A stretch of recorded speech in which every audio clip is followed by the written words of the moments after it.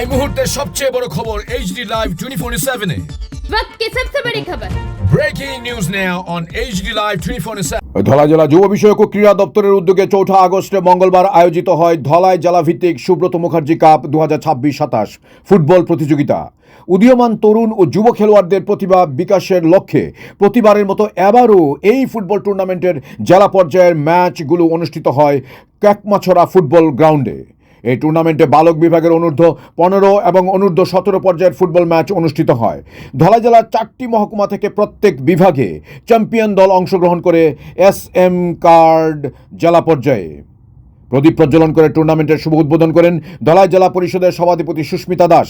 অন্যান্য অতিথিদের মধ্যে উপস্থিত ছিলেন আমবাসা BSC চেয়ারম্যান পরিমল দেববর্মা, আমবাসা পঞ্চায়েত সমিতির চেয়ারম্যান হেমালি দেববর্মা, আমবাসা পঞ্চায়েত সমিতির সদস্য অজয় অধিকারী, জেলা ক্রীড়া আধিকারিক দিবাকর দেবনাথ সহ অন্যান্যরা। কাকমাছড়া স্পোর্টস গ্রাউন্ডে যে সুব্রত মুখার্জি ফুটবল টুর্নামেন্ট হচ্ছে, সেখানে আমাদের জেলা থেকে, জেলার বিভিন্ন বিদ্যালয় থেকে ছেলেরা অংশগ্রহণ করেছে। তো আগামীকাল রাজ্যভিত্তিক আসর হবে, আজকে আমাদের জেলাভিত্তিক আসর হচ্ছে।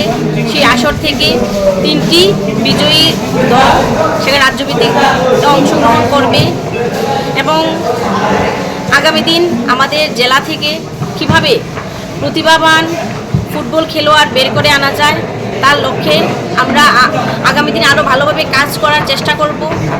কারণ বর্তমানে আমাদের রাজ্যে অনেক প্রতিভাবান ছেলে মেয়ে রয়েছে। তো সেই জায়গায় সুব্রত মুখার্জি কাপ এই ধরনের খেলায় অংশগ্রহণ করা মানে প্রত্যেক ছেলে মেয়ের জন্য একটা গর্বের বিষয়। সেখান থেকে নিজেকে আরও ভালোভাবে তৈরি করা এবং ভালো একটা খেলোয়াড় হিসেবে গড়ে তোলার একটা প্ল্যাটফর্ম। তো সেই জায়গায় ছেলে মেয়ে শুধু পড়াশোনা করেই নিজেকে প্রতিষ্ঠিত করবে সেটা নয়, খেলাধুলার মাধ্যমেও ছেলে মেয়েদের প্রতিষ্ঠিত করা যায়, সেটার উদাহরণ আমাদের রাজ্যে রয়েছে। তো সেই জায়গায় দীপা কর্মকার এবং অস্মিতা দেব রয়েছে।